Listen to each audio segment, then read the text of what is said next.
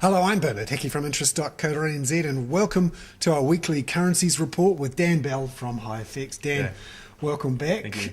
Plenty of action in the New Zealand dollar. It really has been on a big move in the last few weeks. Seems to have stabilised a bit this morning, but on the whole, still pretty weak. Just looking at a longer term chart here, we've come off from a high of 82, 83 towards the end of April and then just whoomph. Yeah. Just straight on down. Yeah. It's certainly been a big drop, and I mean that's about 10% drop in less than 3 weeks in the New Zealand dollar from those highs around 83 down to a low on Friday night. We got down to a new 6-month low of around 75.20. Wow. So yeah, it's falling out of the sky literally. And the reason for this, again, risk off because of what's happening in Europe? Yep, to put it simply, yeah, it's risk off. I mean, as we all know, Europe is back in the headlines in a big way. The election in Greece obviously sparking this big risk aversion and uncertainty about whether Greece will stay in the Eurozone, what implications a potential default or if Greece leaves the Eurozone, what implications that will have for global credit markets has led investors to take risk off the table. And for most investors, the New Zealand dollar is a risky currency. So we've gone down significantly.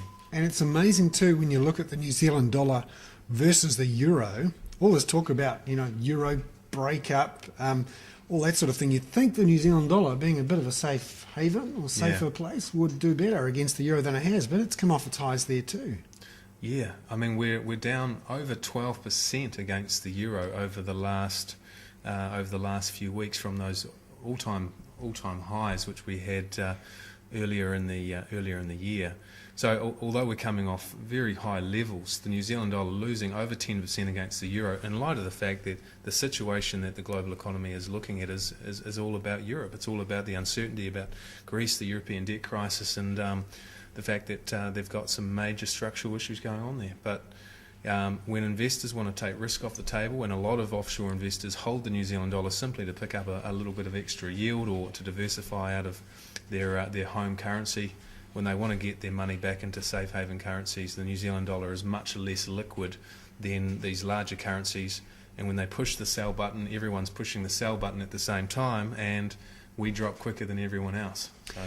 Just looking at the trends though, it's pretty unusual for any currency to just keep on going down forever. In the last day or so, we've seen the New Zealand dollar bounce a little bit, and certainly the euro, after hitting those lows late last week, has bounced a bit as well. So what are you seeing there? Yeah, it has. So the euro versus the US dollar, which is the most traded currency in the world, by the way, that got down to a low of around 126.50 last Friday. Over the weekend, or Friday night, and this morning, we've seen the euro bounce from 126.50 back up to 128 against the US dollar, despite the fact that things are still quite uncertain. And I think market positioning at the moment is heavily biased to the downside. So everyone's kind of expecting everything to keep going lower, but we're seeing a little bit of a correction here, a little bit of a bounce, and that's also flowing through to the New Zealand dollar against the US, which is back up around 76 after hitting those lows around 75.20 on Friday.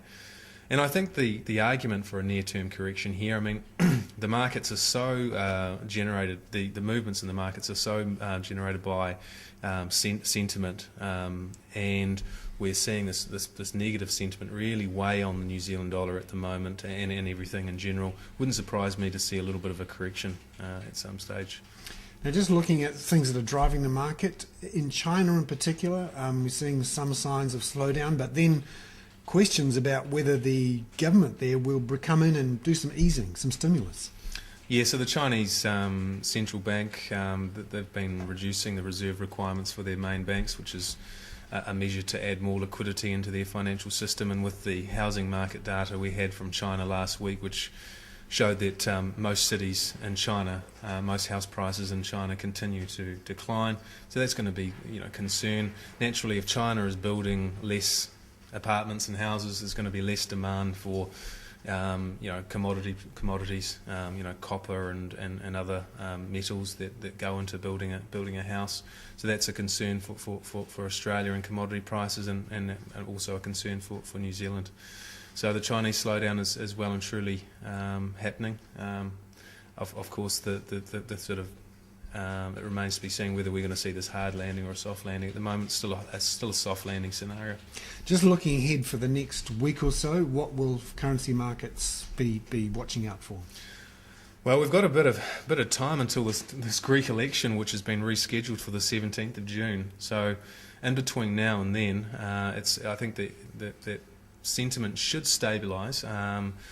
We've had some big moves across most financial markets. Everything has been hit pretty hard. The US stock market is down 10% from recent highs in less than a month.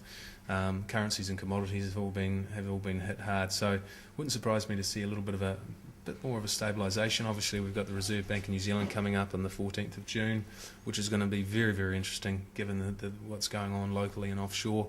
And in between now and then, not much out of New Zealand this week. The focus will remain on those headlines out of Greece and Europe, and looking at how the polls in Greece are working. And obviously, if the polling suggests that they're going to be able to form a government that is more pro euro, pro bailout, then markets will stabilise. We do have the budget this week on Thursday, but also on Wednesday the forecast for Fonterra's payout. People are keeping a little bit of an eye on that. Actually, no, for sure. The Fonterra payout obviously very important to New Zealand's economy, and with the recent weakness that we've had in dairy prices at Fonterra's milk auctions, that will certainly be watched quite closely. And as you said, we've also got the Reserve Bank of New Zealand's inflation expectations announcement tomorrow. I mean, inflation is going to be important to the Reserve Bank naturally. It's part of their mandate. The lower New Zealand dollar, it'll be interesting to see what impact that might start having on the inflation outlook. Obviously, we import a lot into this country, and with the lower New Zealand dollar, we'll probably start to see a little bit more inflation coming through. But I think overall the Reserve Bank should be happy with the lower New Zealand dollar. Again, we're down pretty much 10% on a trade-weighted basis in the last month. At the last Reserve Bank announcement, the governor made the comment that he would be prepared to cut interest rates if the New Zealand dollar remained elevated. So what he says at the 14th of June statement will be very, very interesting. So he'll be thrilled with the Greek crisis. Yeah, you could say that. Yeah. Yes, fantastic. Dan Bell there from HiFX with our weekly currencies report, Never a Dull Moment. I'm Bernard Hickey for interest.co.nz.